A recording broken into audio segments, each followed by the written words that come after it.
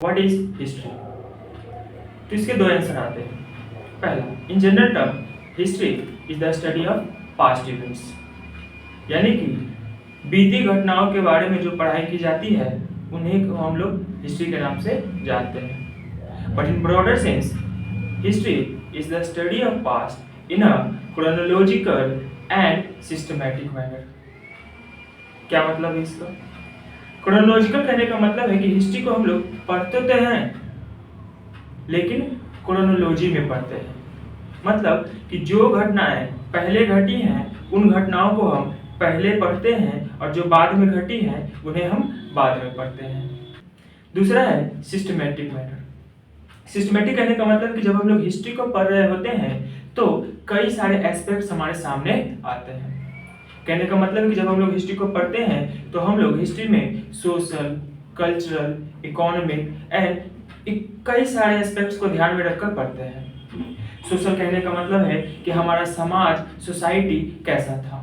अगर हम इंडिया की सोसाइटी की बात करें तो कहा गया है कि ऋग्वेद के 10वें मंडल में कि इंडिया का जो सोसाइटी है वो 4 वर्णों में विभाजित था: क्षत्रिय, ब्राह्मण, वैश्य, शूद्र।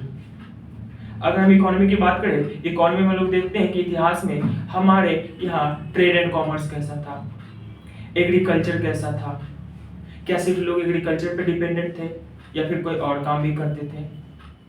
अगर हम कल्चरल की बात करें तो वहाँ हमें देखने को मिलता है कि हमारा कल्चर कैसा था, लोग कैसे जीते थे, क्या पहनते थे, क्या बोलते थे। तो इस तरह से कई सारी बातों को ध्यान में रख के हम लोग हिस्ट्री का अध्ययन करते हैं। अगर हम सोर्सेस ऑफ हिस्ट्री की बात करें तो पता चलता है कि इतिहास को जानने का हमारे पास 2 सोर्स है।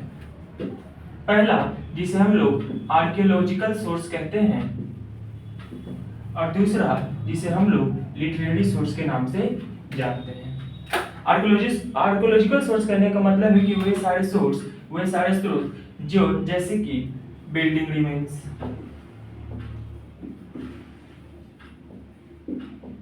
ब्यूरियल्स, पॉटरीज, इस तरह की जो भी चीजें हमें, कहने का मतलब कि जमीन की खनन करने के बाद जो भी चीजें हमें मिलती है उन सभी को हम लोग आर्कियोलॉजिकल सोर्स के अंदर कंसीडर करते हैं। वहीं अगर हम लिटरेरी सोर्स की बात करें तो लिटरेरी सोर्स कहने का मतलब है कि लिखी हुई चीजें, जैसे कि हमारे यहाँ वेद हैं, उपनिषद हैं, एपिक्स हैं। तो इस तरह की जो भी सोर्सेस हैं हमारे पास, उस तरह के सोर्सेस को हम लोग लिटरेरी सोर्स के नाम से जानते हैं।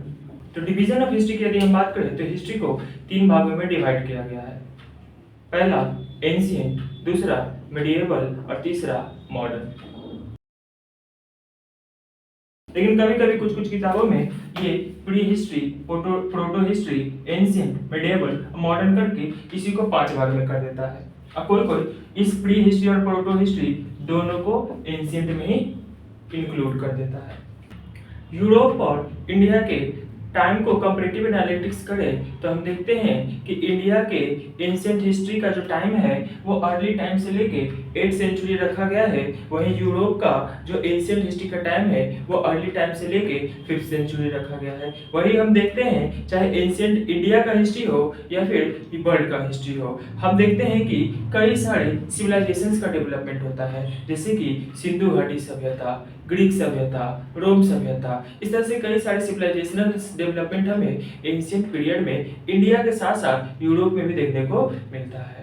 वहीं अगर हम मेडिएवल पीरियड की बात करें तो इंडिया का जो टाइमलाइन रखा गया है वो 8th सेंचुरी एडी से लेके 18th सेंचुरी एडी तक रखा गया है। वहीं यूरोप का यह 5th सेंचुरी एडी से लेके 15th सेंचुरी एडी तक देखने को मिलता है। और वहीं दोनों में ही फ्यूडल सिस्टम के डेवलपमेंट हमें नजर आते हैं।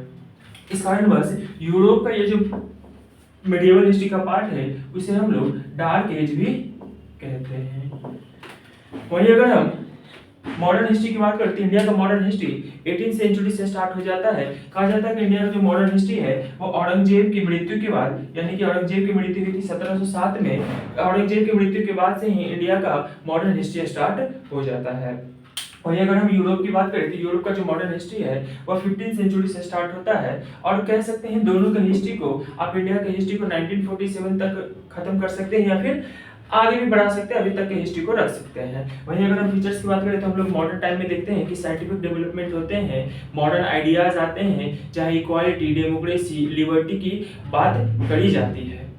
तो अगर हम वर्ल्ड हिस्ट्री के इंपॉर्टेंट इवेंट्स को ध्यान से देखें तो हम लोग देखते हैं कि 1000 बीसी से लेकर 500 एडी तक का जो समय होता है वो यूरोप में सिविलाइजेशन डेवलपमेंट का समय होता है, जिसमें हम लोग ग्रीक सिविलाइजेशन, रोम सिविलाइजेशन जैसे दुनिया के one of the greatest civilisation के डेवलपमेंट को हम लोग देखते हैं। वहीं अगर हम 500 एडी से 1500 एडी तक को देखते हैं तो यूरोप में यह जो समय था वो मेडिएवल पीरियड चल रहा था, और यहाँ पर फ्यूडल सिस्टम बहुत ही राइज कर रहा था, जिस कारणवश इस फेज को हम लोग डार्क एज के नाम से भी जानते हैं। वहीं अगर 15th सेंचुरी की बात करते हैं तो 15th सेंचुरी में देखा गया है कि यूरोप से कई सारे एक्सप्लोरर निकलते हैं और दुनिया भर में जाकर अलग अलग रास्तों का खोज करते हैं, जैसे कि यूरोप से ही निकलकर अमेरिका का खोज होता है, यूरोप से ही निकलकर भारत तक के समुद्री मार्ग का खोज होता है। इस तरह से कई सारे ज्योग्राफिकल एक्सप्लोरेशन 15th सेंचुरी में हमें देखने को मिलता है।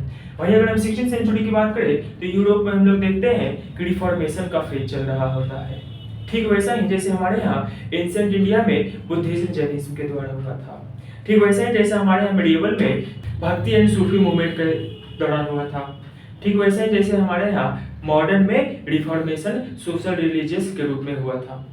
अगर हम 17th सेंचुरी को देखते हैं तो 17th सेंचुरी में देखते हैं कि ब्रिटेन में अब डेमोक्रेसी आ चुका है, ब्रिटेन में पार्लियामेंट एस्टेब्लिश हो चुका है। वहीं 18th सेंचुरी में हम लोग देखते हैं कि यूरोप में इनलाइटमेंट का फेज चलता है, इंडस्ट्रियल रेवोल्यूशंस होते हैं और अमेरिकन वॉर ऑफ इंडिपेंडेंस होता है, फ्रेंच रेवोल्यूशन होता है। इस तरह से कई सारे घटनाएं 18th सेंचुरी में हमें देखने को मिलता है।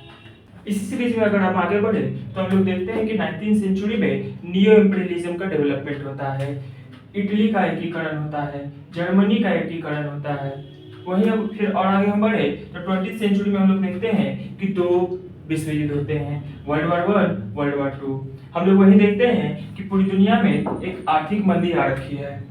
वहीं फिर हम देखते हैं कि रशियन रेवोल्यूशन होता है, चाइनीज रिवॉल्यूशन होता है, और ये जो दोनों रिवॉल्यूशन था वो कम्युनिस्ट थे, नेचर इन दोनों रेवोल्यूशन का कम्युनिस्ट था।